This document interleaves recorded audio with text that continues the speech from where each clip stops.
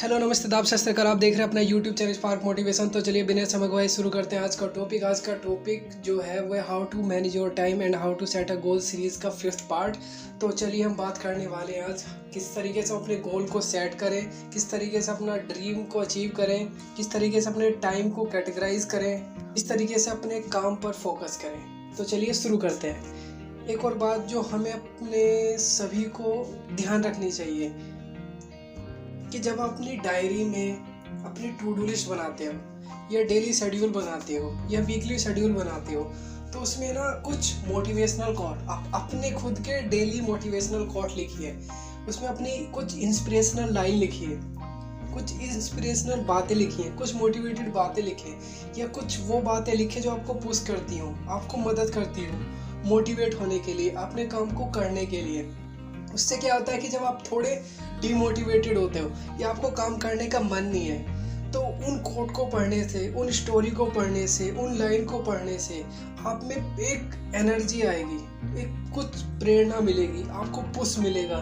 और ये काम मैं भी करता हूँ। मैं भी डेली जब अपने टू डू लिस्ट बनाता हूँ रात को तो सुबह उठ के सबसे पहले मैं एक मोटिवेशनल कोट लिखता हूँ और वो लाइन जो मैं हमेशा अपने साथ रखता हूँ वो लाइन लिखता हूँ जो मुझे हमेशा पुश करती है आगे बढ़ने के लिए। तो मैं चाहता हूँ आप भी ऐसे ही करें, क्योंकि अगर इससे मुझे ही पुश मिलता है तो आपको भी ज़रूर इससे मोटिवेटेड होगे अपनी खुद की कोट लिखने से। जो हम अपनी डेली टू डू लिस्ट बनाते हैं तो उसमें हम अपने काम को ना कैटेगराइज करना चाहिए और उस काम को 4 पार्ट में कैटेगराइज कर देना चाहिए, ये डिवाइड कर देना चाहिए। उससे क्या होगा, हम टाइम को इफ़ेक्टिवली मैनेज कर सकेंगे और जो हमारा काम है उसको टाइम पे कर सकेंगे। तो किस तरीके से कैटेगराइज करना है, सबसे पहले अपनी टू डू लिस्ट बना ली, उसके बाद उसको 4 पार्ट में कैटेगराइज कर देना है। फर्स्ट पार्ट में वो काम लिखें जो सबसे ज़्यादा इम्पोर्टेंट है और अर्जेंट है। दूसरे कैटेगरी में उस काम को लें जो इम्पोर्टेंट है लेकिन अर्जेंट नहीं है। तीसरी कैटेगरी में उस काम को लें जो इम्पोर्टेंट नहीं है पर अर्जेंट है। और फोर्थ कैटेगरी में उसमें लीजिए जो इम्पोर्टेंट भी नहीं है, अर्जेंट भी नहीं है, उन्हें छोड़ दीजिए। उससे क्या होगा, हमारा सारा काम टाइम पर होगा, हमें तनाव कम होगा, स्ट्रेस कम होगा, या यूँ कम होगा ही नहीं। क्यों नहीं होगा, जब हमारा टाइम कैटेगराइज हो गया है, हमारा टाइम कैटेगराइज हो गया है और हमारा जो काम है वो समय पे हो रहा है तो हमें क्या इस बात की टेंशन और किस बात का तनाव होगा। फ़ायदा और भी है, इससे हमें पता लगेगा कि हमारा कौन सा काम इम्पोर्टेंट है और कौन सा काम इम्पोर्टेंट नहीं है और किस काम को कब करना है और किस काम को कब नहीं करना है। एक और बात, काम हमने अपनी डेली टू डू लिस्ट बना दी, कैटेगराइज भी कर दिया, लेकिन रात को सोने से पहले अपने पूरे दिन के काम को विजुलाइज करना, रिव्यू करना, आकलन करना, उसका मूल्यांकन करना बिल्कुल ना भूलें।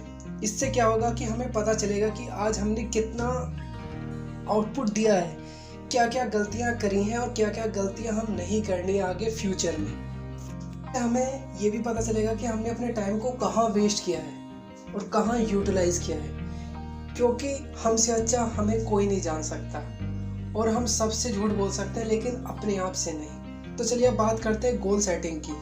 देखिए, हम सभी की ज़िंदगी में, लाइफ में अपने अपने सपने होते हैं, अपने अपने ड्रीम होते हैं, गोल होते हैं, चाहे वो छोटा हो या बड़ा हो, शॉर्ट टर्म हो या लॉन्ग टर्म।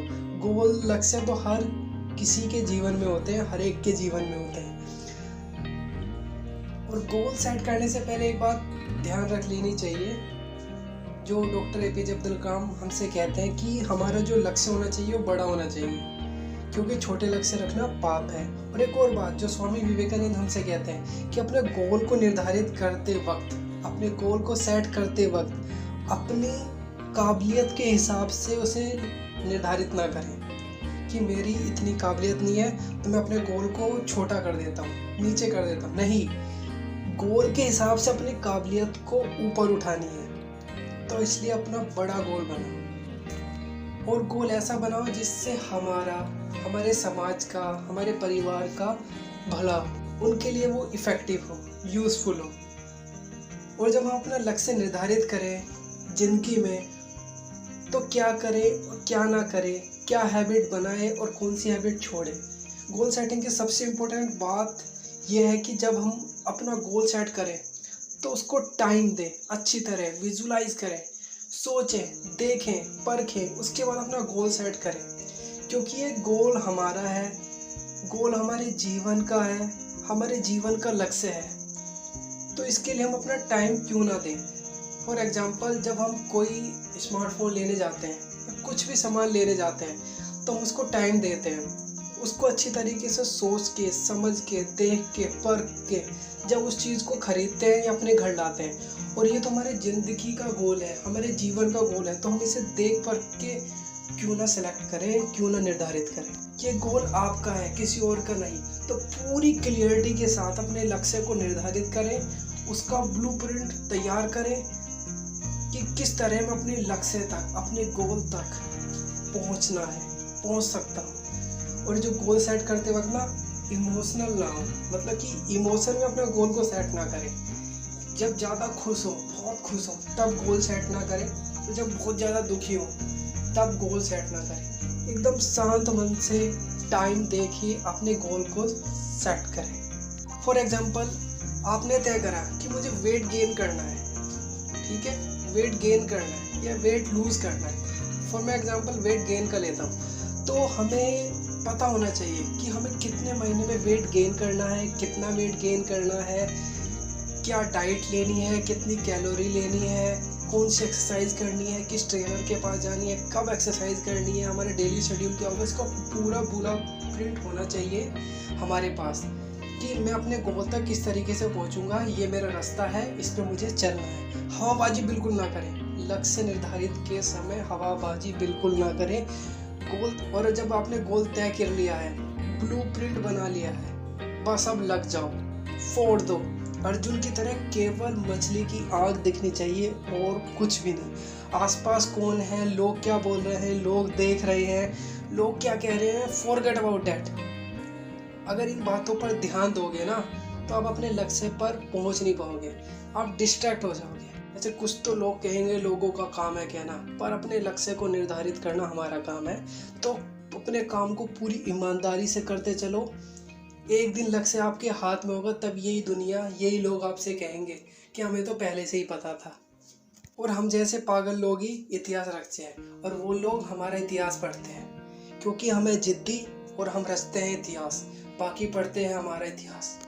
और सबसे इम्पोर्टेंट चीज़, लक्ष्य तय करने के बाद उसकी समय सीमा, उसकी डेडलाइन अवश्य तय कर लें, क्योंकि उससे बहुत फ़ायदा मिलता है। फॉर एग्जांपल, जैसे हमें पता होता है, एग्ज़ाम का एग्जांपल लेता हूँ, जैसे कल एग्ज़ाम है तो कल वो डेडलाइन है कि आज की डेडलाइन है कि आज मुझे सारा रिवीजन करना, आज पढ़ना है। तो हम कितने फोकस होते हैं, अब टीवी छोड़ देते हैं देखना, यूट्यूब, नेटफ्लिक्स सब छोड़ देते हैं। हम केवल ध्यान देते हैं कि मुझे पढ़ाई करनी है, रिवीजन करना है, ज़्यादा से ज़्यादा टॉपिक को मेमोराइज करने हैं। तो यहाँ तक कि हम अपने व्हाट्सएप पे भी लिख देते हैं, don't call me, only WhatsApp. और अपना जो फेसबुक अपने फ़ोन को भी एरोप्लेन मोड में डाल देते हैं, साइलेंट मोड में डाल देते हैं। अपने दोस्तों को भी कह देते हैं, यार मेरा कल एग्ज़ाम है, आज मुझे बिल्कुल भी डिस्टर्ब मत करना, ठीक है ना। तो इतना फोकस हो जाते हैं जब हमें पता होता है कि हमारी डेडलाइन है। तो जब आप लक्ष्य तय करें तो उसके साथ साथ उसकी डेडलाइन, उसकी समय सीमा भी तय करना बिल्कुल ना भूलें। तो चलिए इसी के साथ how to set a goal और how to manage your time की सीरीज़ यहीं पर विराम देते हैं। अगर आपको वीडियो अच्छी लगी तो प्लीज़ लाइक करें, शेयर करें, और अगर आपने अभी तक चैनल सब्सक्राइब नहीं करा तो बिल्कुल अभी जाके चैनल सब्सक्राइब करें, बेल आइकन को दबाना बिल्कुल ना भूलें। और अगर आपने how to manage your time और how to set a goal की बाकी की पार्ट्स नहीं देखे तो अभी जाकर चैनल्स पे ज़रूर देखें। थैंक यू, धन्यवाद। Keep healthy, keep safe, enjoy every moment of your life. Thank you.